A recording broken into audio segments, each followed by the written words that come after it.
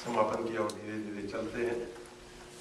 थोड़ा अंग्रेजी में बोलता हूँ, हमारे यहाँ कुछ अंग्रेजी श्रोता भी हैं। So with great respect and love, I would like to welcome everybody to our satsang here. We've been gathering in this temple since the year 2007.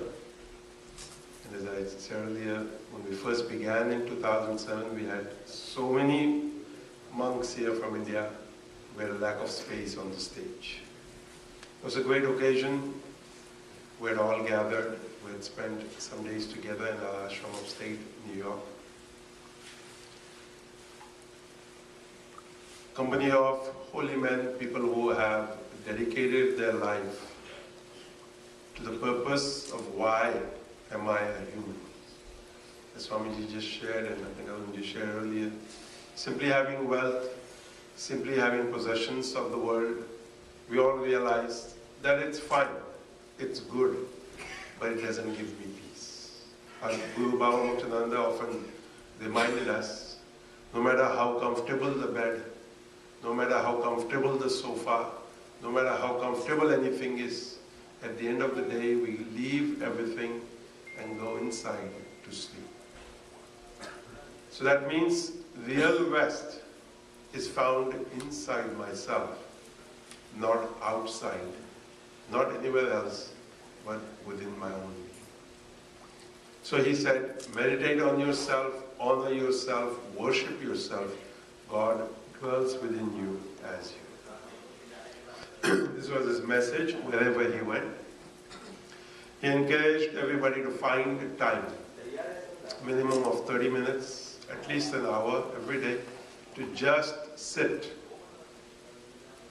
And for this I read some years ago, and I have never forgotten,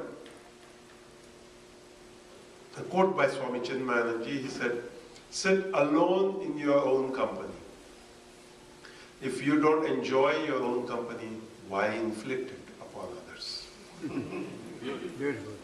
And I clarify here, alone means no telephone, no iPod, no television. Alone means alone. None of these things that distract us today. Just sit by yourself. Look at yourself.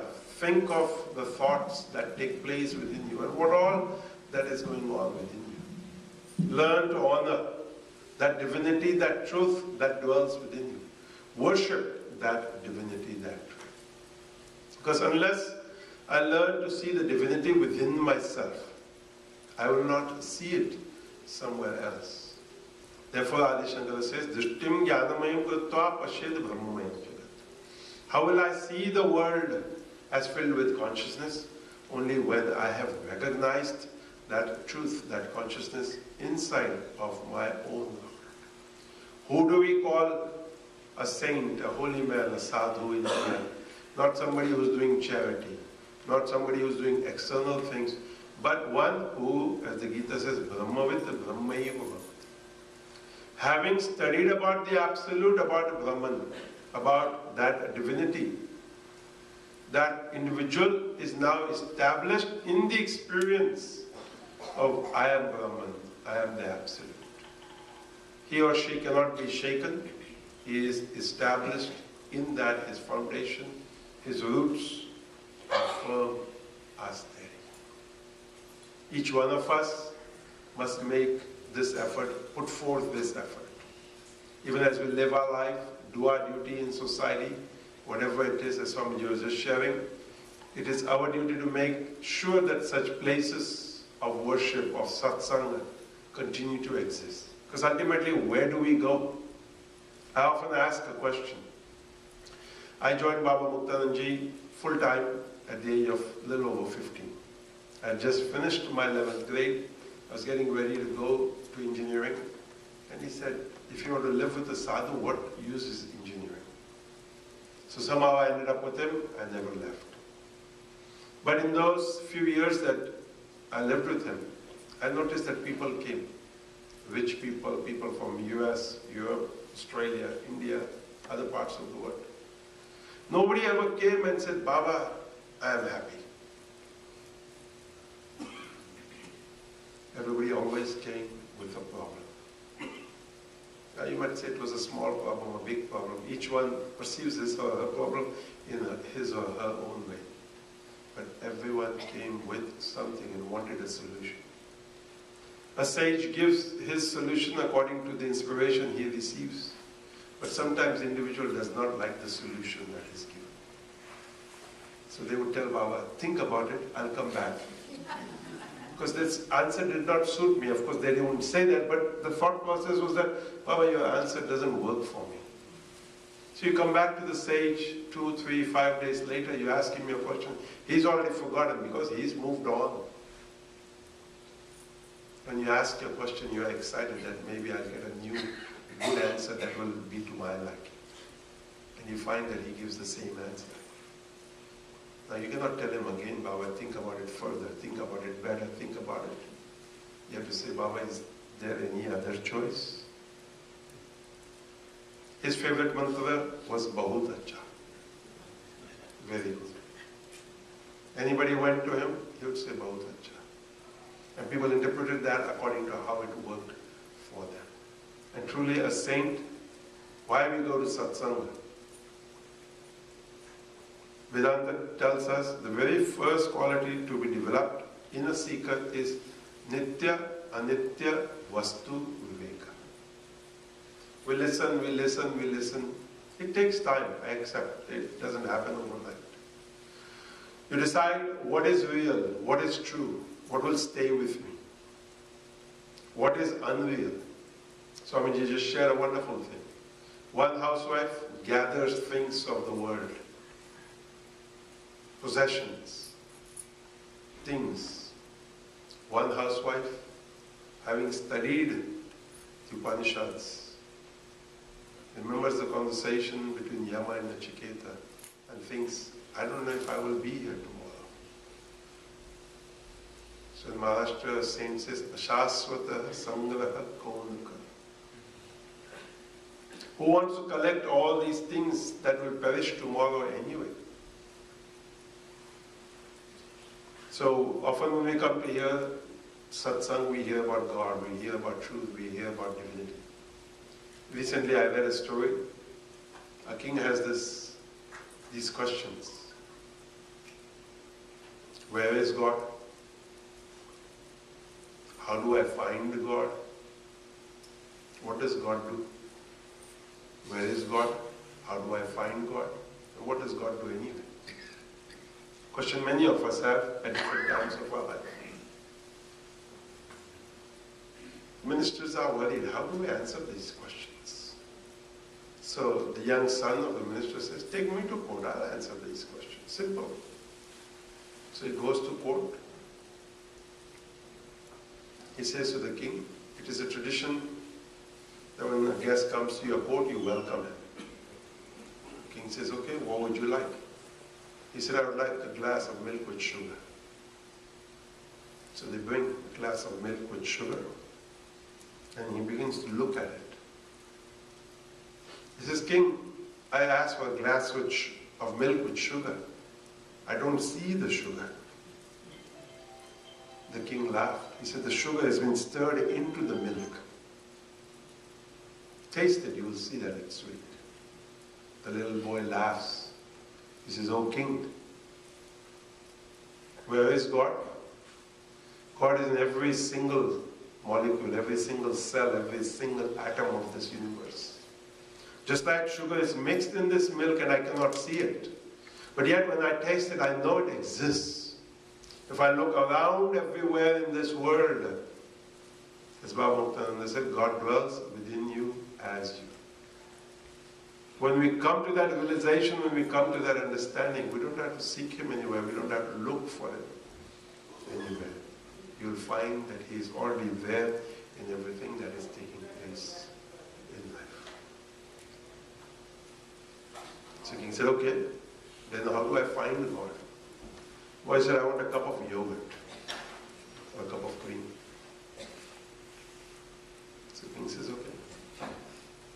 And in that yogurt, he begins to look for those who have made ghee. When you do the manthan, the churning, the cream comes. So the boy says, my mother told me that cream exists here.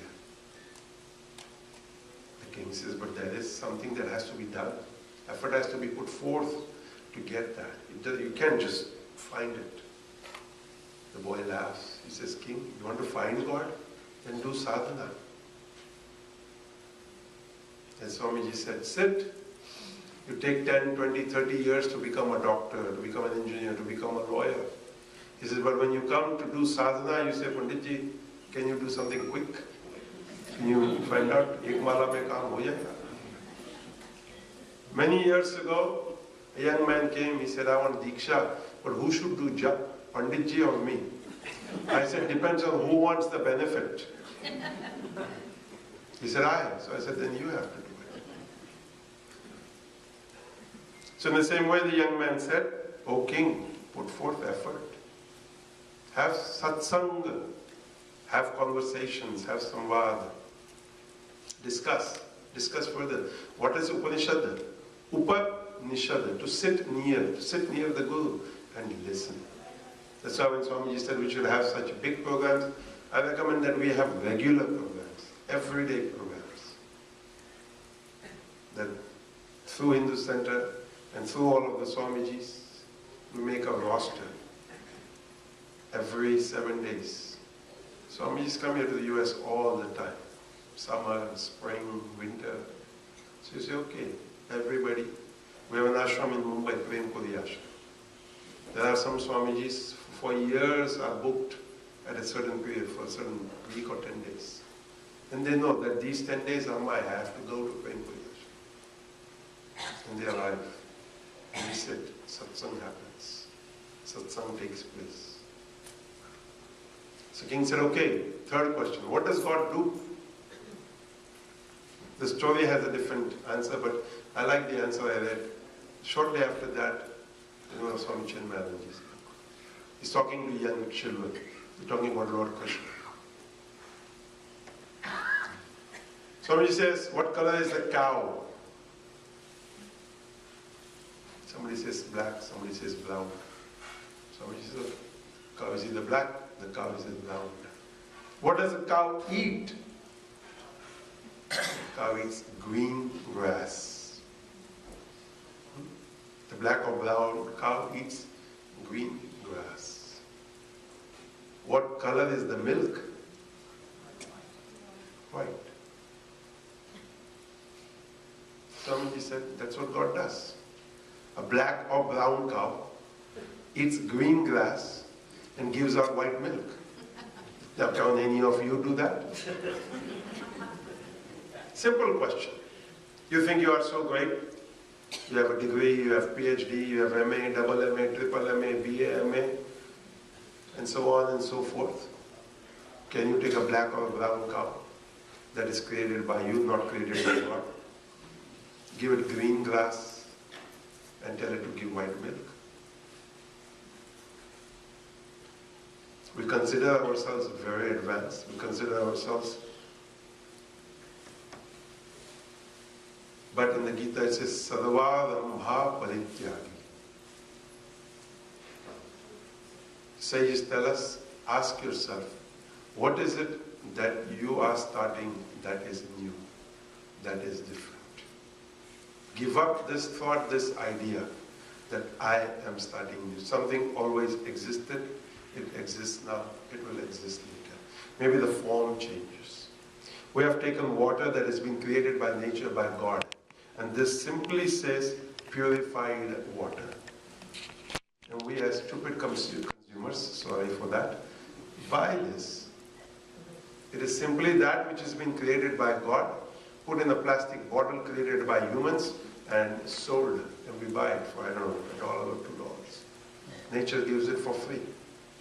Our ashram in upstate New York, we have flowing water 12 months of the year. People ask me, do you drink? I said, why not? They said, no, it's open. I said, so? This is purified by a human being. We don't know what he has put in it. We cannot really trust ourselves. Sorry. Okay? Can we trust, first of all, ourselves? How can we trust others? We don't know what he has put. he or she or it, whoever it is. But they have made us addicted that we don't drink water from a natural source where this is taken from.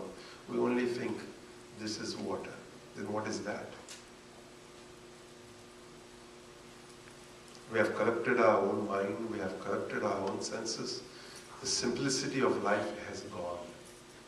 Let us bring that simplicity back.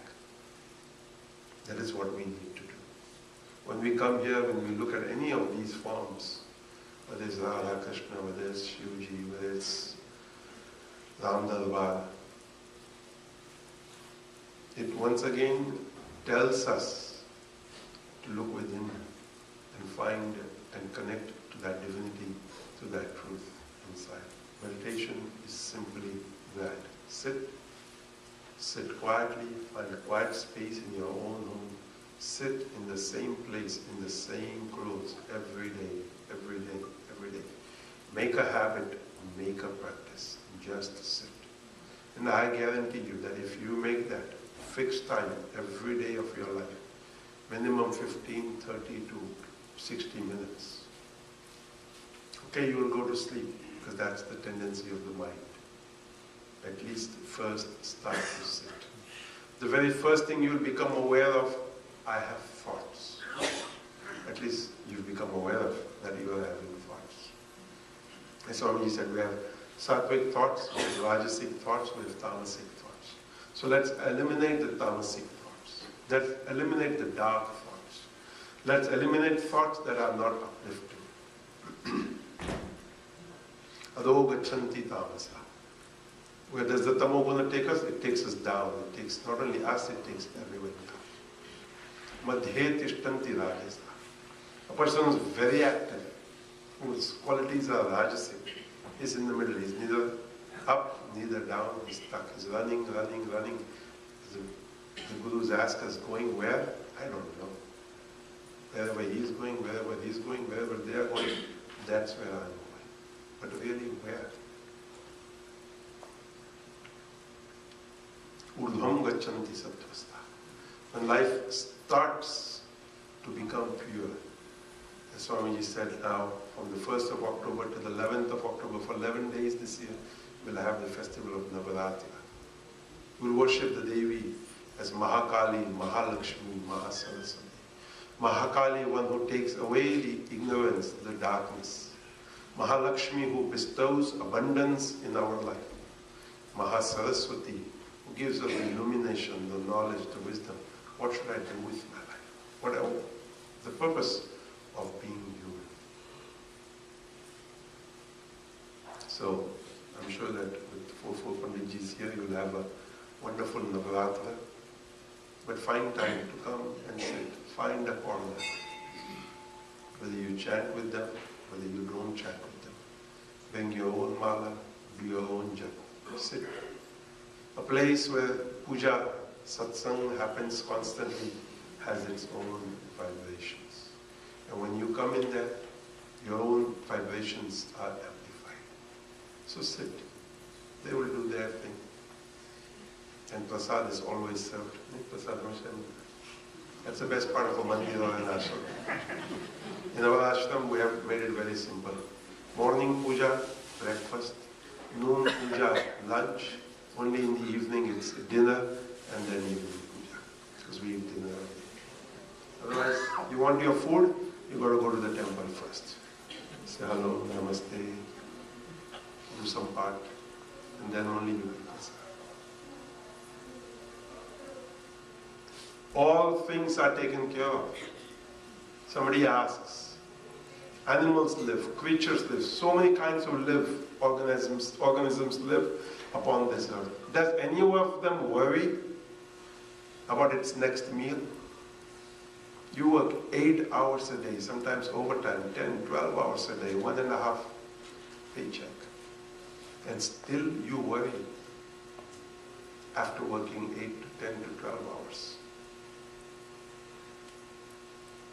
Humans are the only ones who worry. And if we are able to give up worry, I often share, holding worries is like holding a glass of water. In the beginning, it doesn't seem so heavy. As time goes on, the glass begins to become heavy. You change hands. So what do? Ultimately, you put the glass of water down. So what do the gurus, the sages remind us? Do the same with the worry. Why do you carry it here? I ask, does worrying make worry go away? Does worrying, I'm asking again, okay? Does worrying, चिंता करने से चिंता कहीं जाती है क्या? Blood pressure की गोली लेते हो, डायबिटीज की गोली लेते हो. Why? We take all this hypertension, sugar, because, so just put it down. And we hear, he will worry. He has sent us. Somehow, somewhere, it's taken care of. If each one of us does our role in society, in life, there are priests, their job is to sit here to pray. Kodhoyaji comes along with all of his friends come. They manage, make sure that everything happens how it should happen. You come, you simply participate. As Swamiji said, we, after all, need people who will listen. So now Aarti will happen. They will blow the conch, they will ring the bell. You will sing. And somewhere in here, all of this will get balanced. That is the purpose in the mandir. Come to a mandir, ring the bell, we blow the conch, we ring the ghanta, we clap. We express joy, and at the same time, these are sound waves that go through our own body. Today there's therapy, sound therapy, different kinds of therapy. We pay money. You come to a temple, all of these sounds happen. And I urge all temples all over the world, I urge ashrams all over the world, let the conch be natural. Let the ghanta, as you're hearing, the bell hearing, let it be natural. Otherwise we have electronic available, but I don't think it does the same. As a man blowing the conch, he has to do pranayama. A person playing the gong has to usher his or her feeling. Otherwise you just put a button on, then we won't need Panditjis also. We'll put robots. It might come to that. I'm afraid of that. Because Dikshitji's son has become not Dikshitji. His daughters have taken their own path because they've grown up here in the US. I asked this Pandits, what is the future? As Swamiji said, we run a school, we have 125 students who study there with us. But to keep them there to study is not so easy. Because the mind wants to run. Run where? There where everybody else is going. But I pray and know that with the Guru's blessings, with God's blessings, we will keep this going. As Swamiji said, so much has happened over generations, yet today, so many thousands of years later, here we are in the United States of America, in Queens, in New York, chanting, praying, meditating, having satsang. I'm sure those of you came here in the 60s or even 70s probably wondered, will it ever be like it is from wherever you are? And here sitting today in Queens, New York, we can say, yes, God is here in the forms that I have seen it in my childhood. And so we want that this tradition continues. And for all this, each and every one of us must put forth effort. It is not just their responsibility, it's not just the responsibility of the board. It is the responsibility of each and every one of us. Dhru dharayati iti dharma. What is dharma? That which sustains us, that which carries us. And as Swami said, dharmo rakshati rakshita. And I simply believe people think that I must protect dharma. The truth is that I must follow dharma. I must live dharma. And when I follow dharma,